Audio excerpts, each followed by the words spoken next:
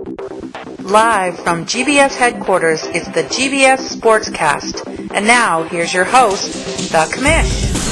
Hey everybody, welcome back to week number 6 of the GBS football season. Lots to cover this week, a lot of news happening, and let's get right to it, okay? The Dutchmen have gained sole possession of first place, and as well as the Viagra high score of the day. Wow, that's great! Yeah, that's great. Handing the Punishers their fourth straight loss, 107 to 104, in a shootout that saw LT finally come alive with 44 points in a losing effort for the Punishers. Tom Brady and Wes Welker combined for 64 for now the 5-1 Dutchmen. But Matt, don't call me Russell Stover, also had a big day for the Dutchmen, who at 5-1 are truly flying. Yeah, flying. Wolfpack won their fourth straight and are on a four-way tie for second place as they just got by Black Label 54 to 53. Incredible. One of the worst performances of my career, and they never doubted it for a second. Yeah, never doubted it for a second. If that sounds like a close nail-biter of a game, though, folks, guess again. Seemed like neither team wanted this one, as Wolfpack quarterback Kurt Warner went out early with a -4 on the day. And Sammy Morris and Ben Watson both also went down for the Wolfpack. BLS wasn't much better as Anquan Bolden didn't play, and Matt Cotton-Shaw only had 4 points. Mojo Drew was the big difference in the game, scoring 29 for the Wolfpack. So that's it for that one. Ooh, sorry about that. Oof. All right. Yeah. Feature game of the week. We got the Monkey Spankers finally notched a win, coming from behind to beat half of the Killer Buckeyes, 92 to 68 on Sunday. Derek Anderson scored 33 points for the Spankers in the win. We've got a lot of angles to cover on this game. First on live with us right now is Spankers wide receiver Terrell Owens. All right, let's see if we can get him on here. Hello? Yo, this is T.O. Hey, T.O., it's the Commish. You're live with us on GBS Sportscast. Hey, how'd you get this number? You got it from your coach, Rick. He gave it to us. I'm not going to second guess anything the coach says. Oh, that's good. So tell me, how do you think you did this week against a team that had 3 guys on a bye? You watched the game? Yeah, we did. And we saw you were down early to those guys. Does it make you feel like less of a man to have to play catch-up to a team like that, Sally? Next question. Oh, all right. Come on, Tommy. You feel like you can win another game this year against a real team? You know, there's no lack of confidence in this locker room. I know that. Good. Hey, Ted, your teammates say you're really unhappy about being drafted by the I'm not Spankers. depressed by any means. I think I'm very happy to be here. Oh, you are? Okay. Well, then is it true you were so unhappy that you tried to take 35 sleeping pills? The rumor of me taking 35 pills, I think it's absurd. I don't think I would be here if I taken 35 pills, and just to dispel rumors that I got my stomach pumped. That's definitely untrue. Oh, all right. Well, do you feel capable enough to turn the Spankers into a winning team this year? I feel very capable of going out there playing on Sunday, so that's my main goal, and I'm here to try to help this team win. Hey, Tony, listen. You only scored 12 points in this game. You just had 66 yards receiving. How do you explain your personal performance this week? It's really not an explanation. Just overslept. I was late, and that was were the consequences of that. So not anything I tried to do intentional. It's not the first time. Probably won't be the last time. But like I said, I'm trying to do everything that I can to get back on the field. So it's one of those things that happen. So I'm not perfect by any means, and like I said, it's just one of those things that happen.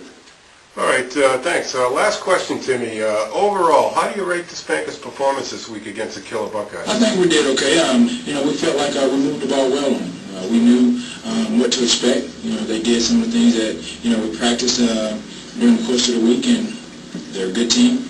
And hopefully we'll see them down the road. All right. Hey, Tuna, thanks a lot for spending some time with us. Not a problem. All right. Yeah, that's Theo, everybody. Yeah. All right. All right, so how does a team get fired up after going 0-5? Well, one way is to put it all on the line. Spankers GM Rick Wazell had a press conference at Chaseon's neighborhood pub right next door to the studios here last Friday night, to explain why the Spankers season has been slow so to start so slow to start, jeez. And he took some questions from the media.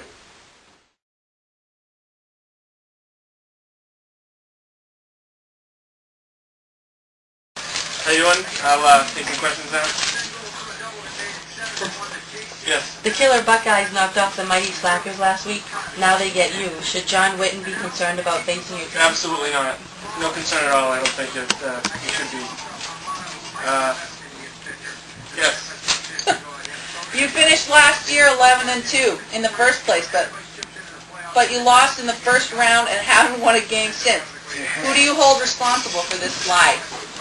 When you get to this level, really the blame ultimately falls on your assistant coaches. If they suck, then you have nothing to do. I mean, it's not my fault.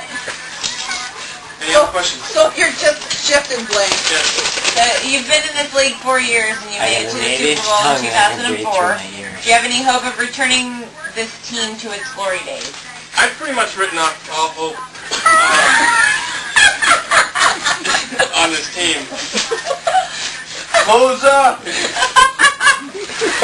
Coach, come on! Yes. I'm from the I'm Not Free Press. Do you think your 0-5 record has anything to do with your bad haircut?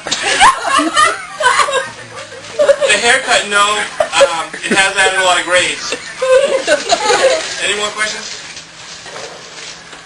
This season, you lost the following running backs to injury: Brandon Jacobs, Carol Williams, Vern Morrissey, Jamal Lewis, Steven Jackson, Lamont Jordan. In fact, every back you started this year is hurt. Do the words kinder and gentler mean anything to you? That's what happens when you draft a bunch of pussies. Thank you. I love it! Coach, have you lost weight? I have. Thanks for noticing. I'm on the Nutrisystem for Men with Yes. I do have a question. From the New York Press, George King. Joe Torre, God bless him. You have two premier wideouts, Terrell Owens and Deion Branch. Yeah, last week they only scored 3 points combined. What the fuck? Joe, I thought the same thing. Yes. Are there any plans to talk time to make the playoffs? Playoffs? You're talking playoffs? Are you kidding? I'm just trying to win a game. Are there any more questions? All right, we're done. I told him Right after the win, Rick sent a message saying that based on this week's game, he could realistically finish 9-5. Shut up! Oh boy.